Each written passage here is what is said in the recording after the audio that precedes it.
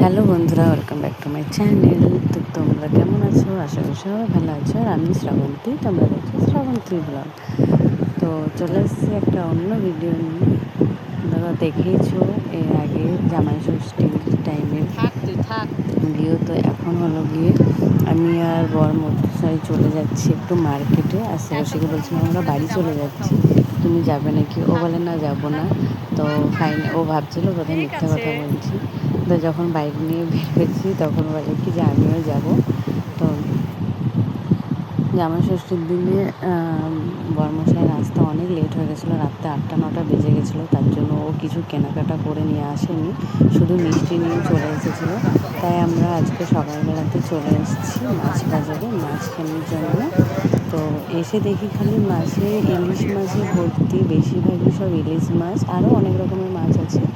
তবে আমরা খাসির মাংস নিতে এসেছিলাম।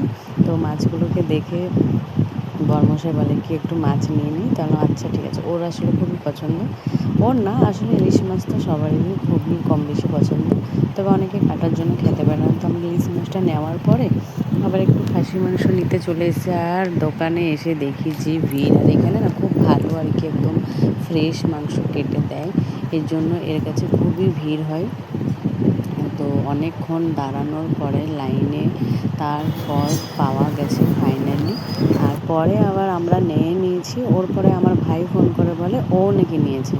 তো কী আর করা যাবে? তো যাই হোক, আলাদা আলাদা তো রান্না করা যাবে না, একসাথে রান্না করতে হবে।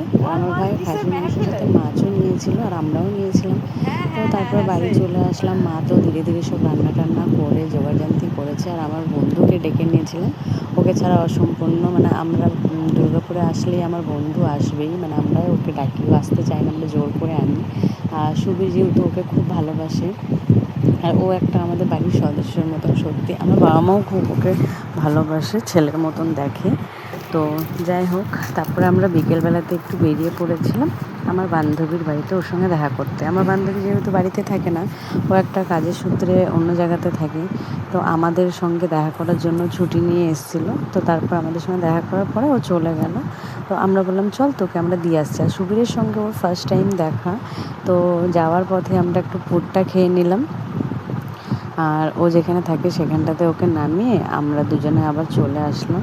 আর ফার্স্ট টাইম সুবীরের সঙ্গেও দেখা, এর আগে ভিডিও কলিংয়ে কথা হয়েছে, কিন্তু ফার্স্ট টাইম দেখা আর কি। তো ওদের দুজনকে দেখে আর দুজন মানে মিলে খুবই ভালো লেগেছে। তো তারপরে মেয়েকে বাড়িতে রেখে আমরা চলে এসেছিলাম একটু শপিং মলে। যেহেতু বাবা মার জন্য ওই যে জামাই ষষ্ঠীতে দিতে হয়, জামাই আর কি শ্বশুর শাশুড়িকে দেয়। তো তার জন্য আমরা রায়গঞ্জ থেকে কেনাকাটি না করে এখানে ভাবলাম যে ব্যাগে করে নিয়ে যাব, তার থেকে ওখানে গিয়ে করব। তো কী কেনাকাটি করেছি সেটা তো পরে অবশ্যই বলবো। তার আগে দেখো, সুবীর আমার বন্ধুর জন্য এই জিনিসটা নিয়ে এসেছে। মানে ও একটু ওই যে ঠাকুর ভক্ত আর কি। তো মানে যেহেতু একটু মানে ঠাকুর বিশ্বাস করে বা কিছু, আর সবাই বিশ্বাস করে অবশ্যই, কিন্তু একটু বেশি আর কি। তো সেই জন্য এই জিনিসটা, আর ওর জন্মদিনও ছিল, তাই আমরা তো আসিনি তখন, তাই ভাবলো যে ওকে এই জিনিসটা দেওয়া যায়, ওর খুব ভালো লাগবে, পছন্দ হবে। সত্যি জিনিসটা খুবই সুন্দর। তো তারপর এত গল্প করার পরে ফাইনালি বরমশাই রেডি হয়ে গেছে চলে যাওয়ার জন্য, কারণ ও 2 দিনেরই ছুটি নিয়ে এসেছিলো। আর বেচারার খুবই মন খারাপ করে যে এসে বেশি দিন থাকতে পারে না। আমাদেরও খুব খারাপ লাগে, কিন্তু ওই যে বম্বেতে থাকলে কী হতো, 1 মাসের ছুটি আমরা টানা পেতাম, ওইটাই আমাদের ভালো ছিল।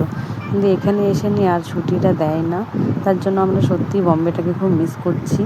আর শ্রেয়সী ওর পাপাকে বলছিল যে পাপা তুমি এরপরে আসলে 20 দিন থাকবে। তাই আমিও বলছিলাম যে 20 দিন কেন, 10 দিনও থাকতে পারবে না, কাশ আমরা আবার বম্বে চলে যেতাম বা কিছু।